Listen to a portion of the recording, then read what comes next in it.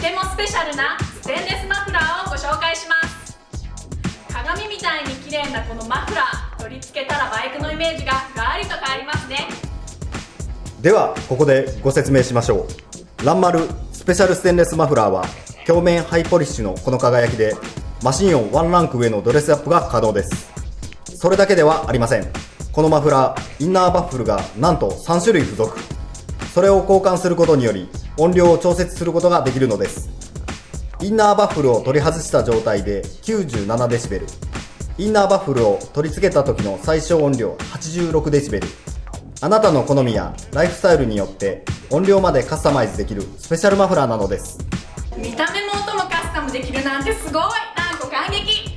あなたの PCX を格段にドレスアップ。ランマルステンレスマフラー、メーカー希望小売価格44,300円。音量調整ができるインナーバッフル3個付きです。ウェブもチェックしてくださいね。